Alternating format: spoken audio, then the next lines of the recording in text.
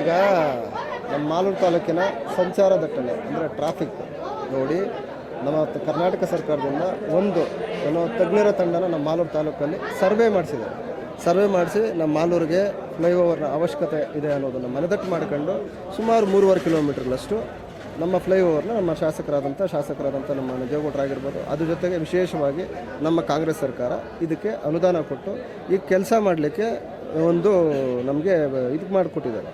ಈಗ ನಮ್ಮ ಮಾಲೂರು ತಾಲೂಕಿನಲ್ಲಿ ಫ್ಲೈಓವರ್ ಬೇಡ ಅಂತ ಇರೋದು ಯಾರು ಅಂತಂದರೆ ನಮ್ಮ ಇವರಿದಾರಲ್ವ, ಯಾರೋ ಈ ಅಕ್ಕಪಕ್ಕ ಒತ್ತುವರಿ ಮಾಡ್ಕೊಂಡು ನಮ್ಮ ಬಿಲ್ಡಿಂಗ್ ಹೋಗ್ತದೆ ಅನ್ನೋ, ಈಗ ಒತ್ತುವರಿ ಮಾಡ್ಕೊಂಡು ನಮ್ಮ ಬಿಲ್ಡಿಂಗ್ ಹೋಗ್ತದೆ ಅಂತಕ್ಕಂಥ ಒಂದು ಮನಸ್ಥಿತಿ ಇರತಕ್ಕಂಥವ್ರು ಇದಕ್ಕೆ ವಿರೋಧ ಮಾಡ್ತಾ ಇದ್ದಾರೆ ಹೊರತು ನೀವೊಂದು ಕೆಲಸ ಮಾಡಬೇಕು. ನಾನು ನಮ್ಮ ಪತ್ರಕರ್ತ ಮಿತ್ರರಲ್ಲಿ ಒಂದು ಮನವಿ ಮಾಡ್ತೀನಿ, ದಯವಿಟ್ಟು ತಾವು ಮಾಲೂರು ತಾಲೂಕಲ್ಲಿ ಒಂದು ಸರ್ವೆ ಮಾಡಿರಿ.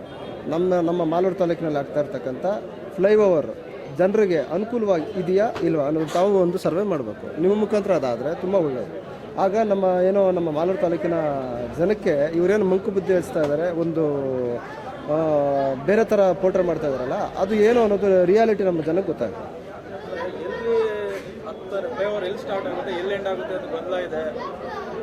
ಈಗ ಗೊಂದಲ ಏನು ಸೃಷ್ಟಿ ಮಾಡಿದ್ದಾರೆ ಅಂತಂದರೆ, ಆ ಫ್ಲೈಓವರ್ ಇದೆ ನಮ್ಮ ರೈಲ್ವೆ ಬ್ರಿಡ್ಜ್ ಅಲ್ವಾ, ಆ ರೈಲ್ವೆ ಬ್ರಿಡ್ಜ್ ಕಂಟಿನ್ಯೂಷನ್ ಇದೆಯಾ ಇಲ್ಲ ಅನ್ನೋದನ್ನು ಒಂದು ಗೊಂದಲ ಸೃಷ್ಟಿ ಮಾಡಿದ್ರೆ ಯಾರು ಅಂತಂದ್ರೆ ನಮ್ಮ ವಿರೋಧ ಪಕ್ಷದವರು.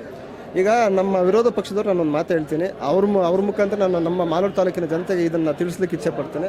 ದಯವಿಟ್ಟು ತಾವು ತೊಂದರೆ ತಗೊಂಬಿಡ್ರಿ. ಆ ರೈಲ್ವೆ ಬ್ರಿಡ್ಜು ಕೂಡ ನಮ್ಮ ಶಾಸಕರು ಅದನ್ನು ಕೂಡ ನಮ್ಮ ಈಗೇನು ಕಾಮಗಾರಿ ಮಾಡ್ತಾ ಇದ್ದಾರೆ, ನಮ್ಮ ಟೆಂಡರ್ ತಗೊಂಡು ಕಾಂಟ್ರಾಕ್ಟರು ಅವ್ರ ಮುಖಾಂತರನೇ ಆ ರೈಲ್ವೆ ಬ್ರಿಡ್ಜ್ನು ಕೂಡ ಮಾಡಿಸ್ತಾರೆ.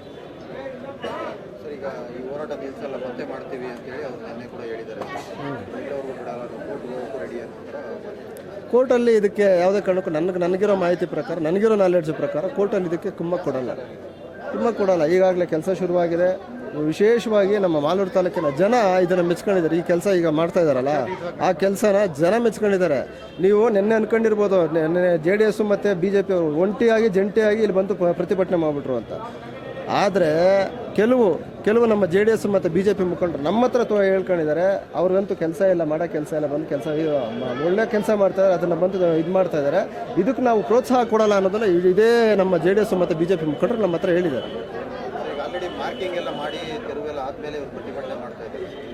ಅದನ್ನೇ ನಾನು ಹೇಳಿದ್ನಲ್ವಾ, ನಿನ್ನೆ ನಾನು ಇನ್ನೊಂದು ವಿಶೇಷವಾಗಿ ಇನ್ನೊಂದು ಪಾಯಿಂಟ್ ಹೇಳಬೇಕಿತ್ತು. ನಿನ್ನೆ ಏನು ಹೋರಾಟ ಮಾಡಿದ್ದಾರೆ ಅದು ಆ್ಯಕ್ಚುಲಾಗಿ ಮಾಲೂರು ತಾಲೂಕಿನ ಜನತೆ ಪರವಾಗಿ ಅಲ್ಲ, ಯಾವುದೋ ಒಬ್ಬ ಪ್ರಭಾವಿ ವ್ಯಕ್ತಿಯ ಒಂದು ಕಟ್ಟಡ ಉಳಿಸ್ಲಿಕ್ಕೋಸ್ಕರ ಅವರು ತಮ್ಮ ಸ್ವಂತ ಹೋರಾಟ ಮಾಡ್ಕೊಂಡಿರೋದೆ ಹೊರತು ಅದು ಯಾವುದೇ ಕಾರಣಕ್ಕೂ ಅವ್ರ ಪರವಾಗಿ ತಮ್ಮ ಪ್ರಭಾವಿ ಲೀಡ್ರನ್ನ ತಾವು ಉಳಿಸ್ಕೊಬೇಕು ಅಂತ BJP ಮತ್ತು JDS ಅವರು ಜಂಟಿಯಾಗಿ ಅವ್ರ ಪರವಾಗಿ ಹೋರಾಟಕ್ಕೆ ಇಳಿದಿದ್ದಾರೆ ಹೊರತು